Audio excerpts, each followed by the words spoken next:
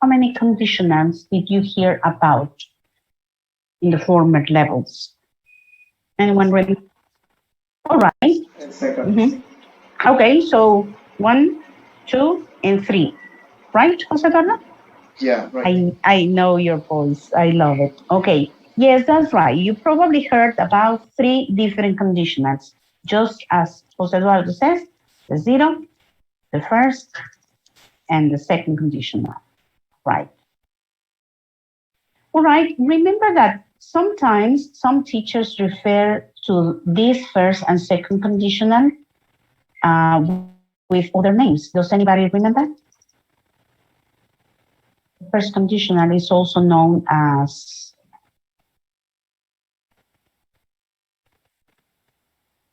nobody remembers? No, miss. Future. Future real. Okay. Whereas the second conditional is also known as It's not real. It's like right, is a a present. present. Is a present. Thank you. Is a present unreal. Right. Well, okay. So now in this level, we will see the third conditional. Dun, dun, dun. Some people say that the most difficult of us. Um, and if it's possible for us, we will also see some mixed conditionals. And that will be the end of the story. All right. Not a big deal, you may say. Oh, well, yes, but they are the most difficult ones. Anyway, but they are beautiful. They are beautiful because they open the door to something more extensive. If the zero conditional is referring to when we are talking about normal consequences, from present to present, let me say, if you are cold, put on your jacket. Okay, so there is from present to present, and okay, if it's hot, don't touch it. That's the zero conditional. Well, the first conditional is referring to those activities that come as a result of another activity. If it rains, we won't go to the beach. Okay, so that is why they go from present to future, and that is why they are considered real, because it's the real thing. Whereas the second conditional is considered unreal because this is a hypothetical action. If I were you, I wouldn't do that. Yes, but you are not me, and I am doing that. So that is my reality. And that is why we say that this is unreal, because it's just a hypothetical action. What about the third conditional? Okay, the third conditional is referring to the past. Keep it in mind. Is referring to the past.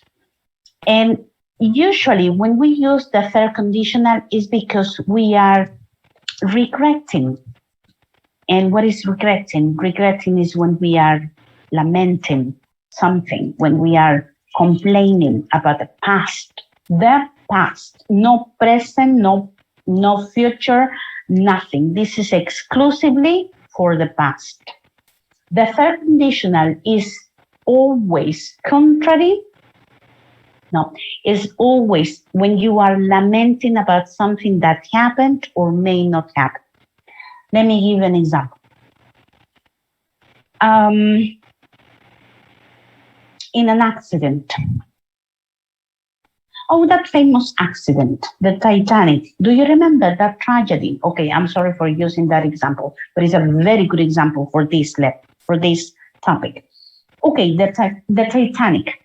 When the Titanic sank, another boat was sent to try to rescue a lot of people. Unfortunately, the other boat, whose name was, and what a beautiful relative clause, whose name was Carpathia, I think. Unfortunately, when this boat arrived, a lot of people had already died. Okay, let me tell you.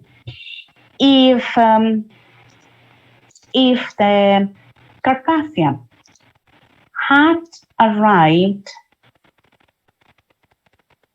earlier, so this is much before, Probably. We are not very sure, but probably. Quite a few people would have that. Because the problem is that a lot of people die. They say that 1,000 and I don't know how many died in this accident. Well, so if the Carpathia, the boat, had arrived earlier, quite a few people, not many, quite a few people would have died. Unfortunately, the boat didn't arrive on time, didn't arrive early, and a lot of people died. That is the reality.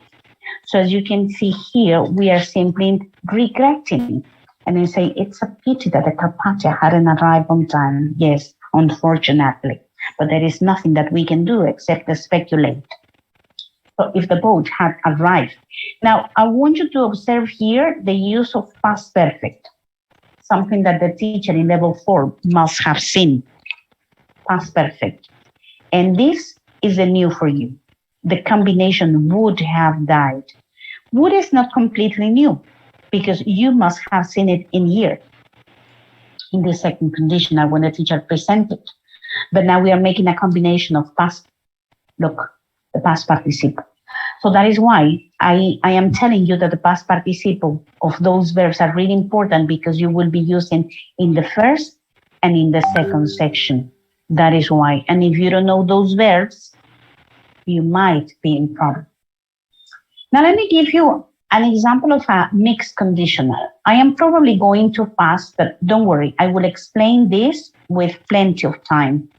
But I wish I could give you one example of this because it's already in my mind and I won't miss the opportunity. Observe this. You didn't take level 5 during the summer, right? Because if you had taken, and observe the use of past perfect again because it's the beginning of the third condition. If you have taken level 5 during the summer, you wouldn't be with me in this class now. People, pay attention, observe.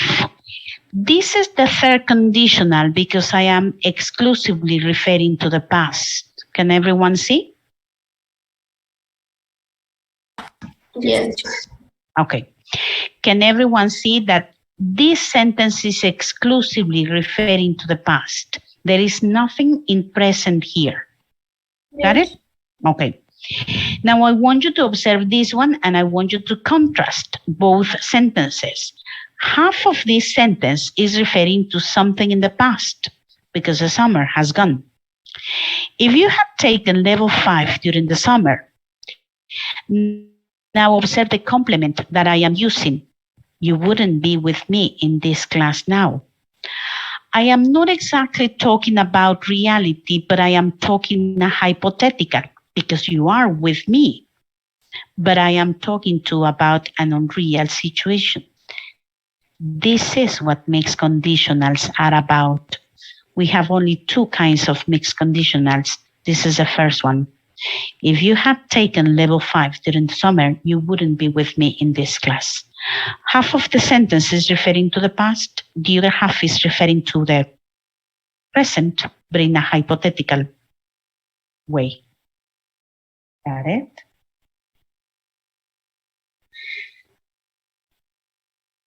Class, I need you to take these 2 examples, please, because eventually I will continue explaining the third conditional, but it will take me a little bit longer to go back to the mixed conditional example. I just wanted to take the opportunity because this is a very good opportunity for me to show you the way a mixed conditional works, in which I am referring to something in the past, but I am connecting it with something hypothetical in the present. So that is one. This is a beautiful example today. Well, okay, coming back to the third conditional, we were saying And then remember that unfortunately, continuing with the tragedy of the Titanic, a lot of people die, but probably few people would have died. Let's say might, because this is possibility. Might have people. Okay. Few people might have died. Sorry. Few people might have died if the Carpathian had arrived earlier. We are not very sure. We can't assure it like the way we did it in this. We are simply talking about the possibility. Well, observe, this is a possibility. Instead of using would, I am using might.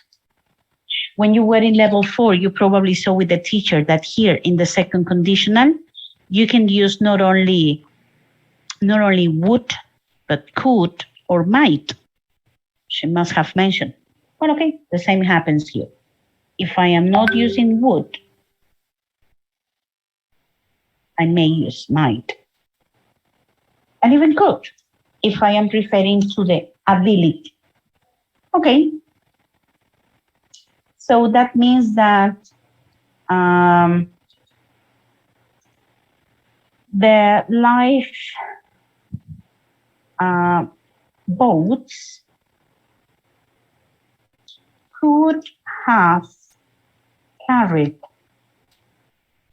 much more people if the passengers had been distributed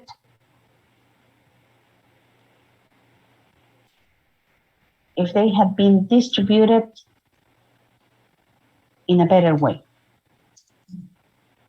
So that means that if the passengers, because they were not, if the passengers had been distributed in a better way, the lifeboats, the boats, could have carried much more people. Unfortunately, some people with those stupid, sorry for the word stupid, but that stupid is not intelligent. Those people with those stupid complexes in the mind says, no, we belong to the first class and they belong to a lower class, so they can't be with me in the same safe boat. The same lifeboat. What's wrong? That is a stupid complex. Okay, because of those stupid complex, not many people were safe. So the lifeboats could have carried much more people if the passengers had been distributed in a better way. All right. So observe the way we are using this third conditional. We have 3 different examples in which you can use would, might, and could have. Any questions?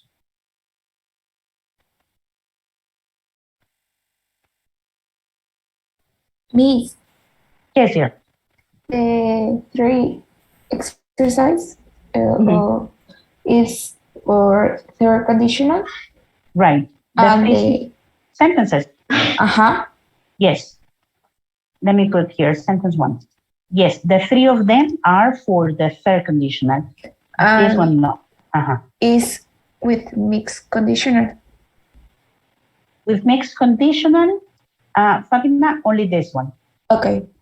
Let me just put it in. And the third conditional is with past participle. All of them. Okay. Yes, all of them. The 3 sentences, as you can see here.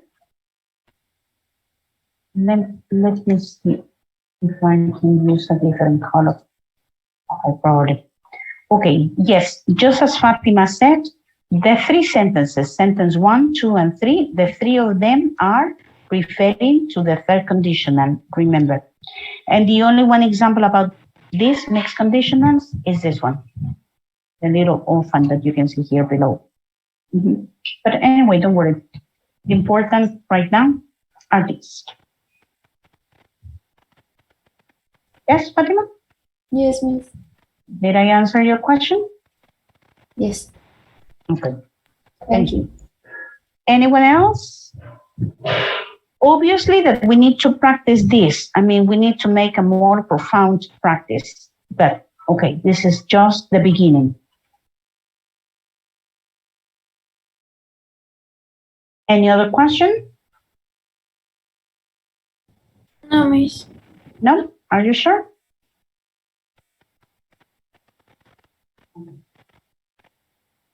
Then, let me copy this because in the end, I will be making a new summary. Would have. And again, the verb in past participle.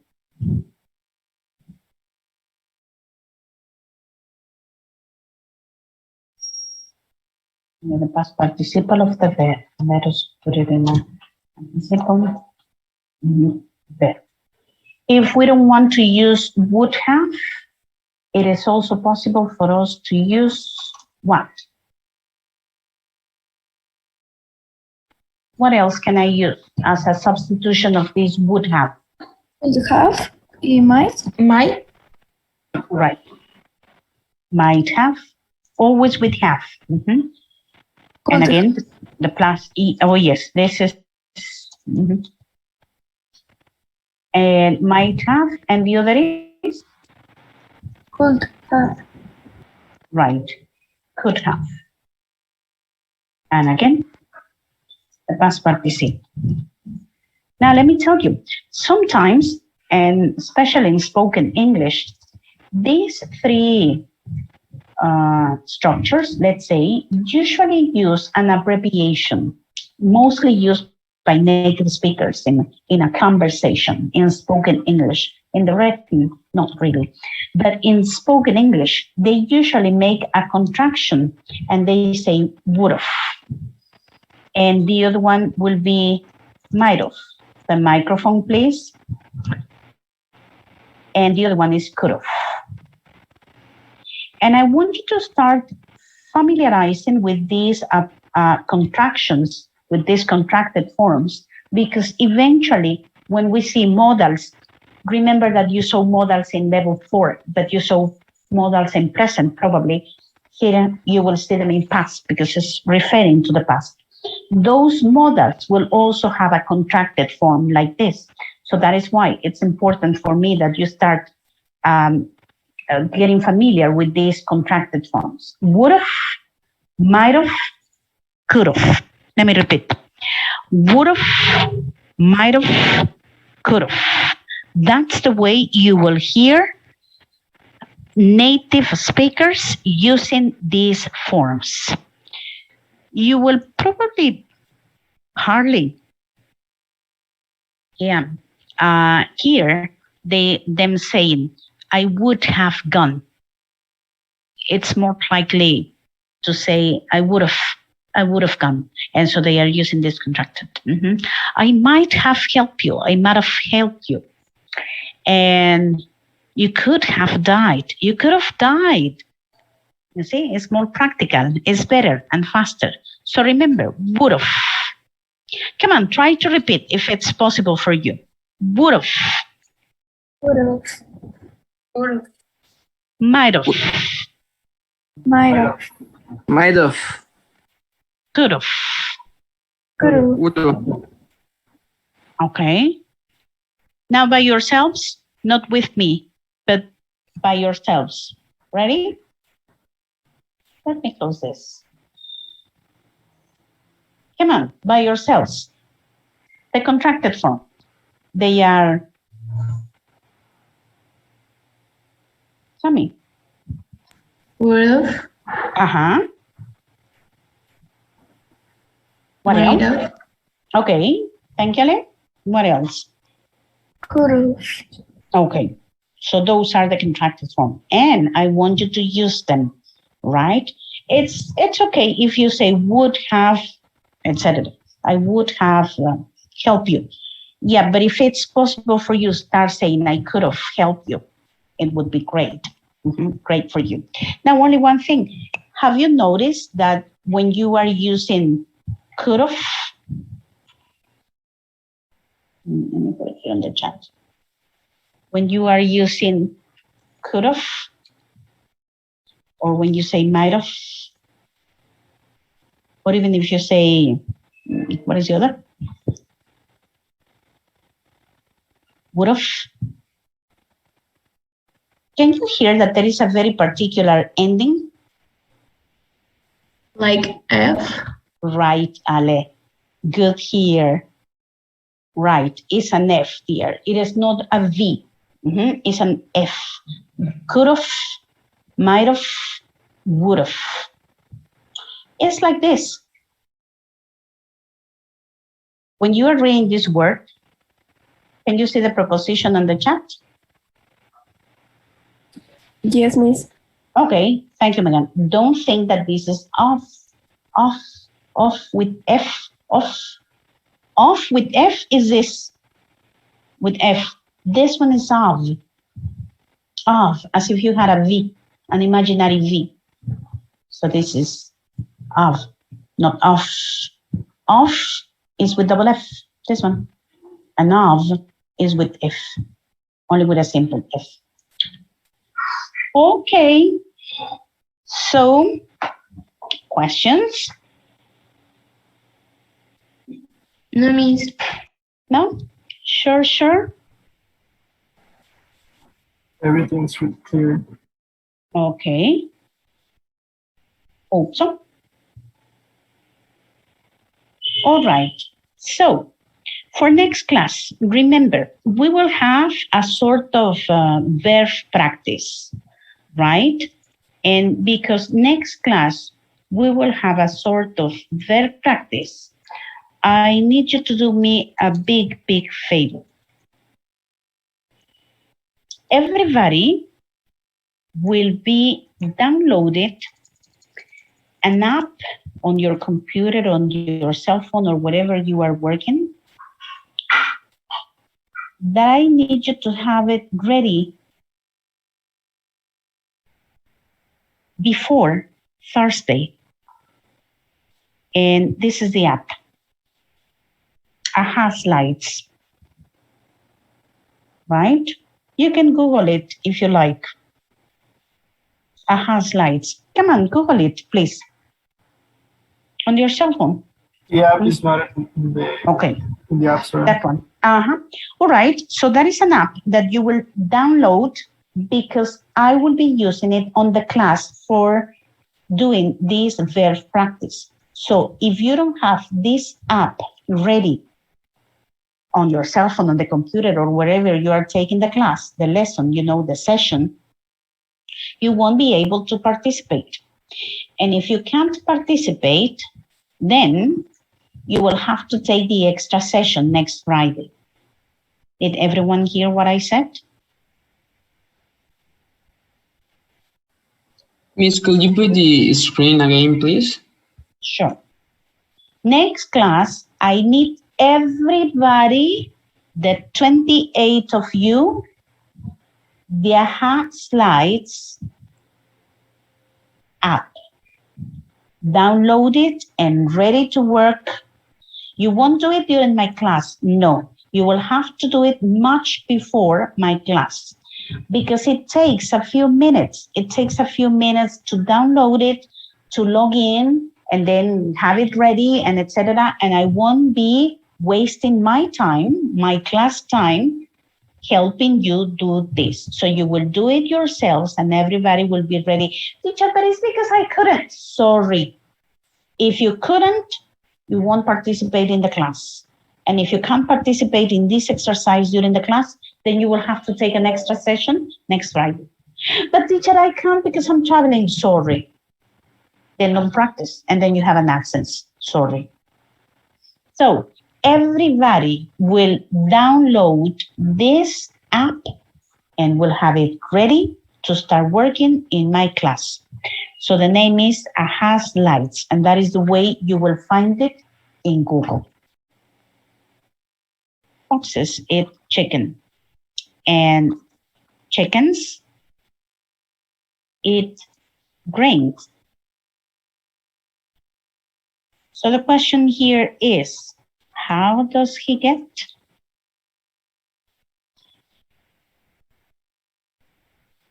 everything across the river? And this is your homework. You will have to read this situation. You will have to figure it out and try to find a solution. So you will have to explain it. When we come back next class, you will be in a small group, and I will give you a couple of minutes for you to discuss. And then you have to come up with your own possible solution. And with that solution, you will share the idea and opinions with your classmates so you can find the best possible solution to this. Got it?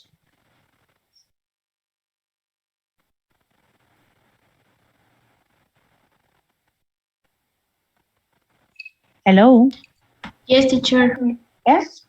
Can I remove it? Sure. Okay. So remember,